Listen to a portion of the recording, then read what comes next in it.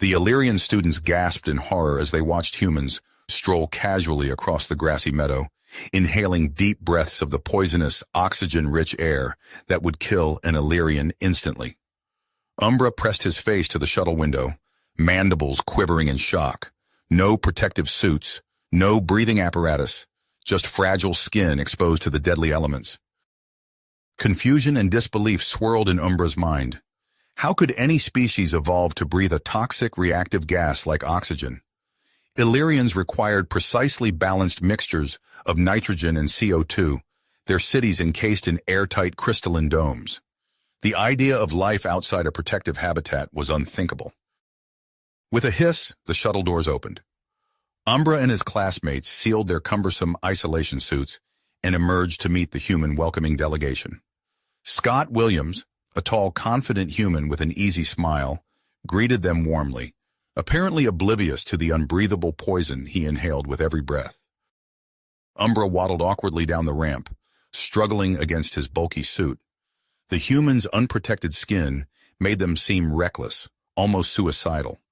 But here they stood, breathing air that could kill in moments, yet acting like it was the most natural thing in the galaxy. Something wasn't right.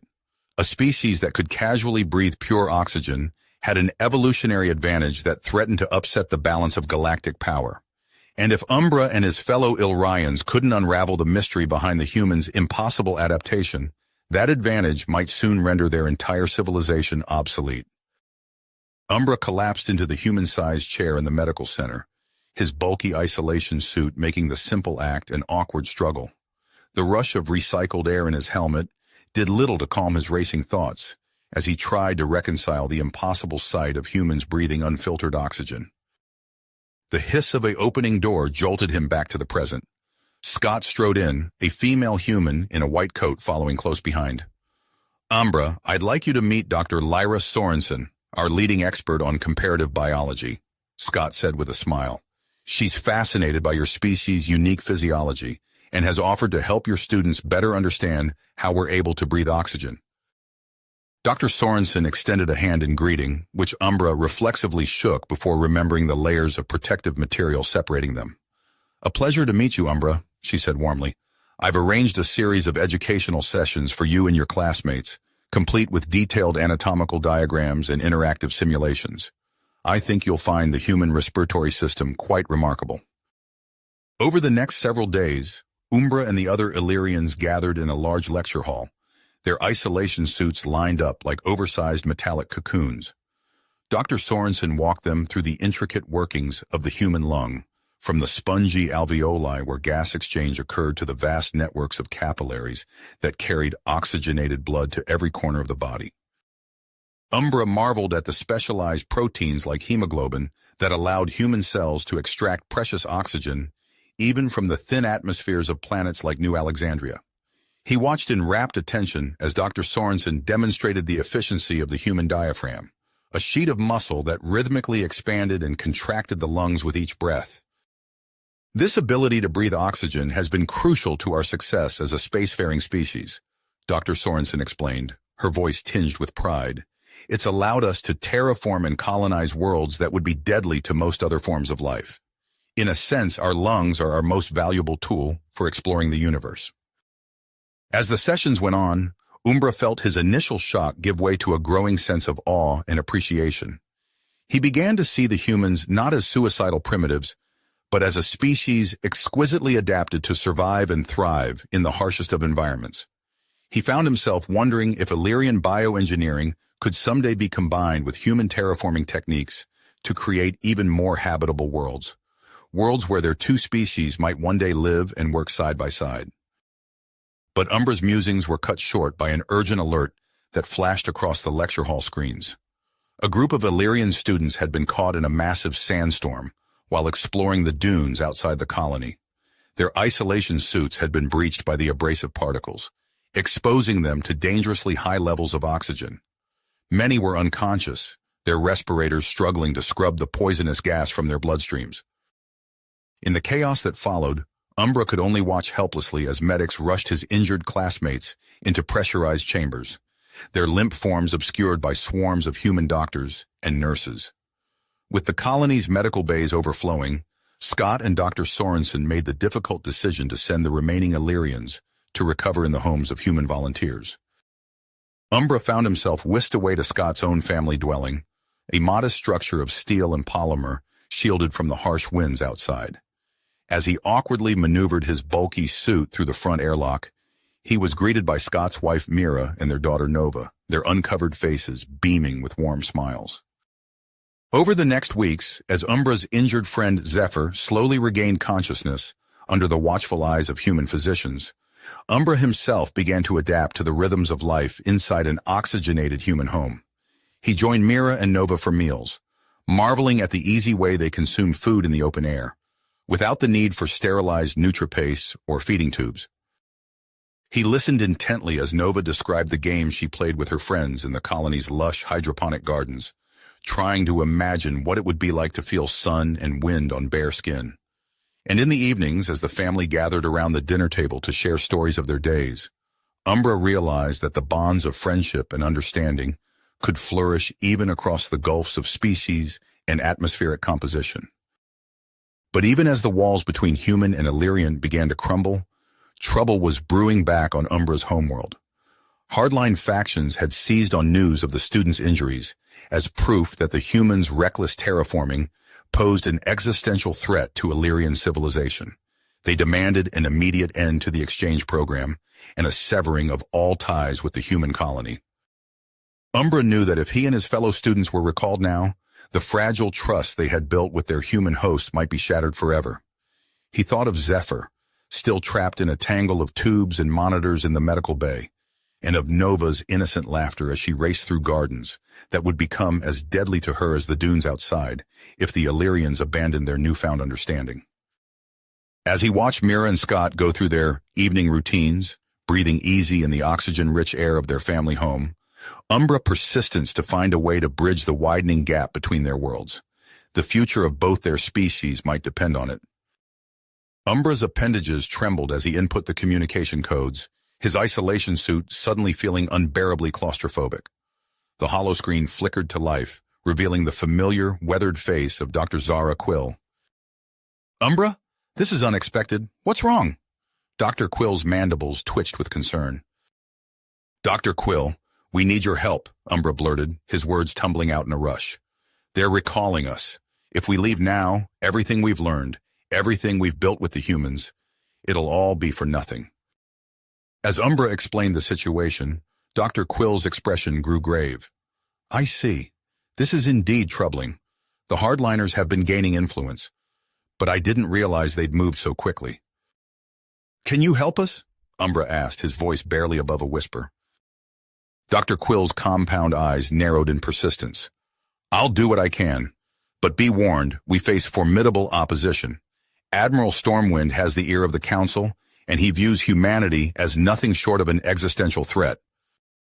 Over the next few days, Umbra worked feverishly with Scott, Dr. Sorensen, and the newly arrived Dr. Quill.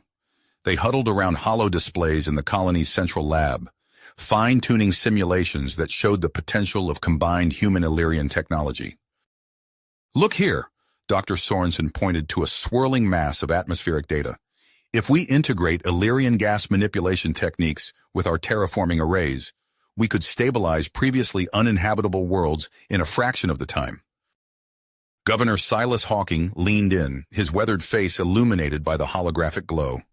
"And this would benefit both our species?" "Immensely," Dr. Quill affirmed. "It could open up vast new frontiers for colonization, easing population pressures and resource strain for both humans and Illyrians." As they prepared to transmit their findings to the Illyrian Supreme Council, a deafening alarm shattered the tense atmosphere. Red emergency lights bathed the lab in an eerie glow. "We're picking up multiple ships entering orbit," a panicked voice crackled over the intercom. "They're not responding to hails. Sir, they're launching drop pods." Governor Hawking's face paled. "It's Stormwind. He's forcing our hand." Chaos erupted as the first impacts shook the colony. Umbra stumbled, steadying himself against a lab bench. Through the reinforced windows, he saw streaks of fire raining from the sky, each one heralding the arrival of Illyrian shock troops. "We need to get the students to safety," Scott shouted over the din of alarms and distant explosions. He and Dr. Sorensen herded the panicked Illyrian youths towards the emergency shelters. Umbra's mind raced. He knew the layout of the colony, the quirks of human technology. If anyone could get close to Stormwind, it was him. "I'll create a distraction," he called out, already sealing his helmet. "Get everyone to safety. I'll try to reason with the Admiral." Before anyone could stop him, Umbra plunged into the chaos outside. The once peaceful streets of the human colony had become a war zone. Plasma bolts sizzled through the air, leaving scorch marks on buildings and shattering the dome's protective force field. Umbra darted from cover to cover, using his knowledge of human systems to bypass security lockdowns and evade Illyrian patrols. Each step brought him closer to the imposing silhouette of Stormwind's command post, a prefabricated structure already emblazoned with Illyrian military insignia. As he approached, Umbra's grit wavered. What could he, a mere student, hope to accomplish in the face of such hatred and fear? But the memory of Scott's family, of the trust and friendship he'd experienced, steeled his nerves. With a hiss of equalizing pressure, Umbra entered the command post. Admiral Stormwind loomed before him, a towering figure in gleaming battle armor. "Admiral, please," Umbra began, his voice shaking. "This attack is unnecessary. If you just look at our research—" "Silence, traitor!" Stormwind bellowed. "You've been corrupted by these oxygen breathers, these unnatural abominations." Umbra's heart raced. He realized with sinking dread that no amount of evidence or reason would sway the Admiral. In that moment, he made a decision that would alter the course of both their species. With trembling appendages, Umbra reached up and unsealed his helmet. The rush of oxygen-rich air burned his lungs, but he forced himself to meet Stormwind's gaze. "If we're so unnatural," Umbra gasped, "then breathe the air yourself. See the world we could build together." For a moment, shock and uncertainty flashed across Stormwind's face. Then, to Umbra's astonishment, the Admiral reached up and removed his own helmet. As Stormwind collapsed, choking on the toxic atmosphere, Umbra felt no triumph, only a deep, pervasive sadness at the waste of it all. Struggling for breath, Umbra staggered back to the others. Dr. Quill's eyes widened in horror at his exposed face, but he waved off her concern. "Stormwind is dead," Umbra wheezed, each word an effort. "But this isn't over. The hardliners, they won't stop. We need to go to the homeworld. Convince the council." As the sounds of battle faded and the enormity of what had transpired settled over them, Umbra looked out at the scarred landscape of New Alexandria.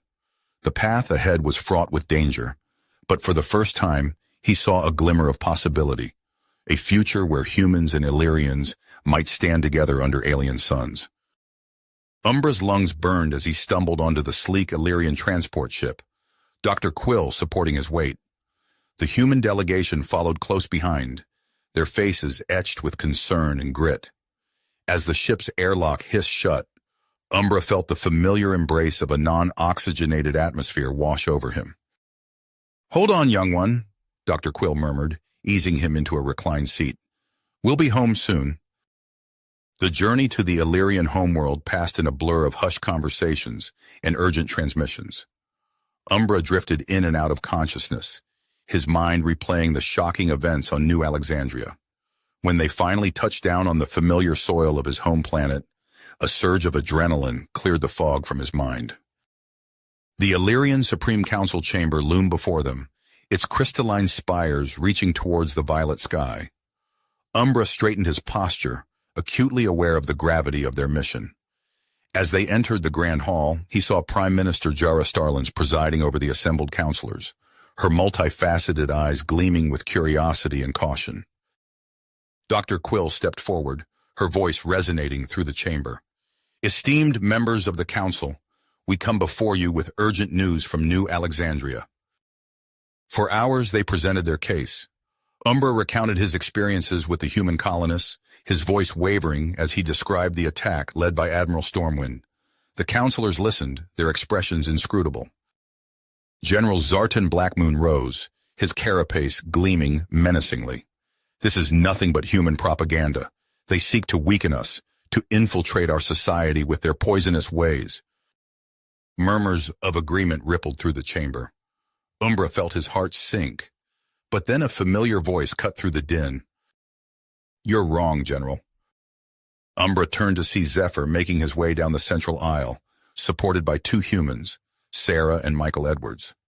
A hush fell over the assembly. Zephyr's voice, though weak, carried clearly through the chamber. "I was injured on New Alexandria, exposed to lethal levels of oxygen. These humans," he gestured to the Edwards, "took me into their home. They shared their air, their food, their very lives with me." Sarah Edwards stepped forward, her eyes meeting those of the counselors without flinching. "We are not your enemies," she said softly. "We want to learn from you, to grow alongside you. Please, give us a chance." The chamber erupted in heated debate.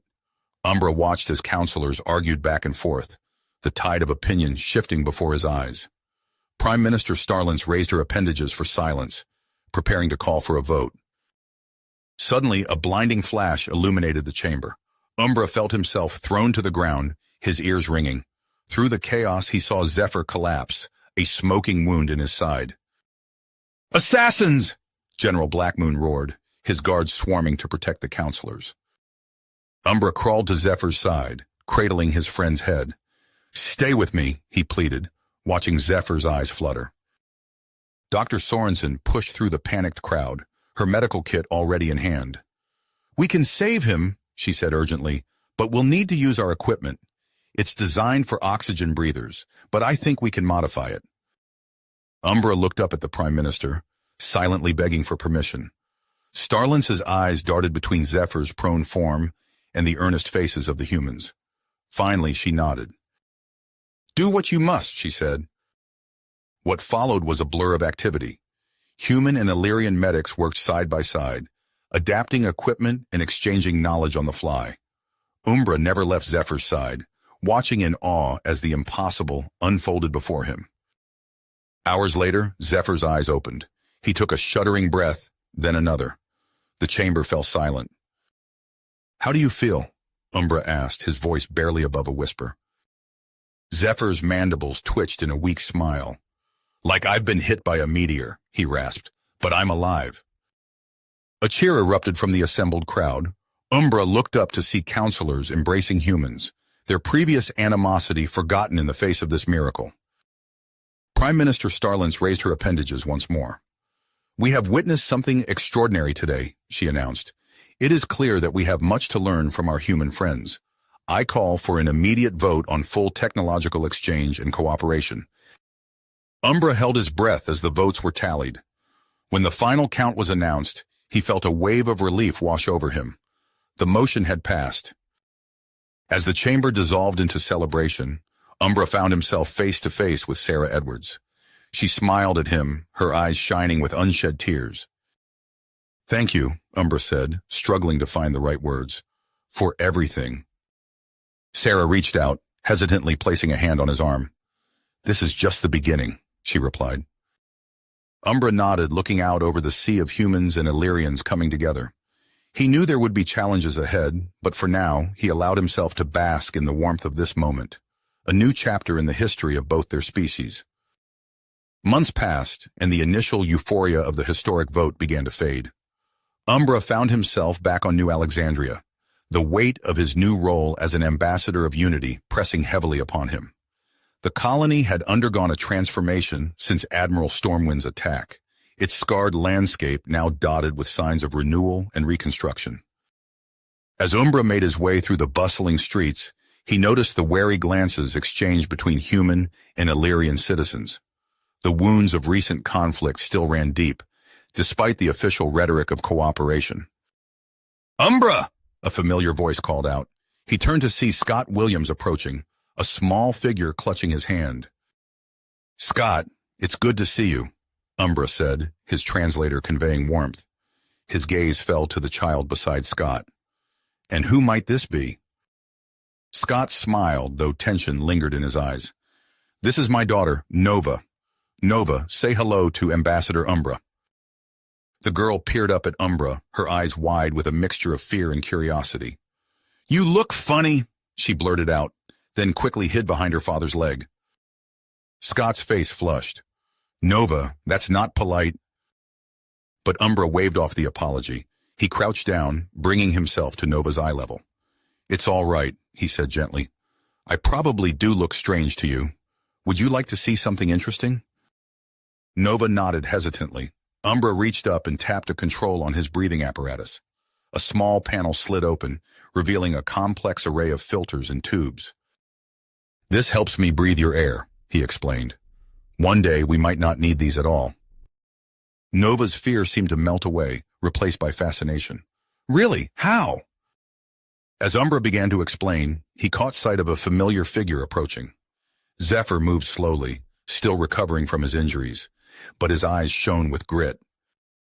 "I hope I'm not interrupting," Zephyr said, nodding to Scott and Nova. Umbra stood, clasping his friend's arm. "Never. I'm glad you could make it." The small group made their way to the newly rebuilt Civic Center, where the treaty signing ceremony was set to take place. The air thrummed with anticipation and underlying tension. Umbra could see the nervousness on the faces of both humans and Illyrians as they filed into the Grand Hall.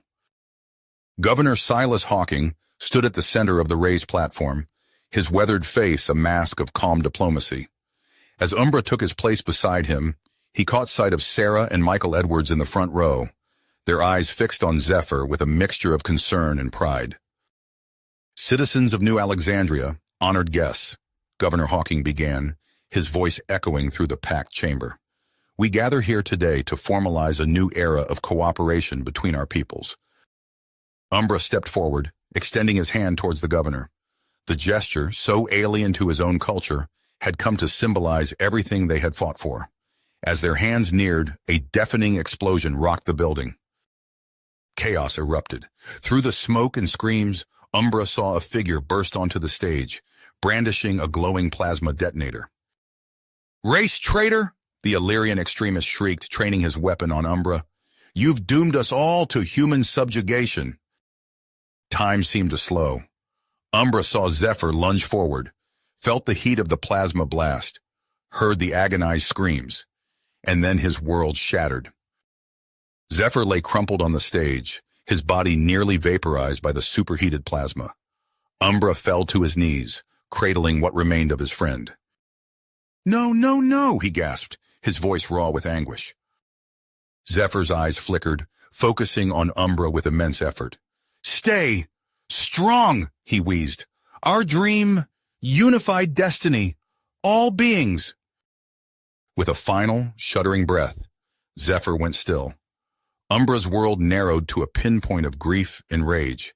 He barely registered the continued chaos around him until a small voice cut through his anguish. "Stop it!" Nova Williams cried out, stepping between Umbra and the extremist. "You're hurting people!" The assassin hesitated, his weapon wavering. In that moment of distraction, Scott lunged forward, desperately trying to reseal the Illyrian's compromised isolation suit. But it was too late. Both the extremist and the humans collapsed, gasping for air that was poison to one and too thin for the others. Umbra found himself faced with an impossible choice. In his hand, he clutched a single dose of the experimental oxygenation drug, enough to save either the humans or his misguided countrymen. Zephyr's final words echoed in his mind, mingling with memories of the kindness shown to him by human families. With a heavy heart, Umbra made his decision. He knelt beside Nova and Scott, administering the life-saving treatment as Sarah and Michael Edwards rushed to their side. The Illyrian assassin's struggles grew weaker, then ceased altogether. In the solemn days that followed, Umbra found himself standing before a sea of grieving faces, human and Illyrian alike. The memorial service honored all those lost, a testament to the fragile unity they still hoped to forge. "We stand here today," Umbra began, his voice carrying across the hushed crowd, "not as separate species, but as fellow sentient beings united in our loss and our hope." As he spoke, Umbra felt the weight of his next words. They would change everything, but he knew in his heart it was the right path forward. To demonstrate my commitment to our shared future, he continued, I will be undergoing biological augmentation to metabolize oxygen. I will live among you, breathe your air, and work tirelessly to build the world Zephyr and countless others sacrificed everything for. A murmur rippled through the crowd. Umbra saw shock, awe, and even disgust on the faces of his fellow Illyrians. But he also saw hope, particularly in the eyes of the humans who had come to know him. As the ceremony concluded, Umbra found himself approached by Sarah and Michael Edwards. Their eyes were red-rimmed from crying, but there was a determined set to their shoulders. We want to help, Sarah said softly. Whatever you need to make this work, we're here. Umbra nodded, feeling a flicker of hope amid the grief. The road ahead would be long and fraught with challenges, but he was no longer walking it alone. You have reached the end of the story. If you enjoyed this story and want to support us, please leave a like and subscribe to our channel, and for every comment that says 88, I will heart every single one of them. Thank you for your time.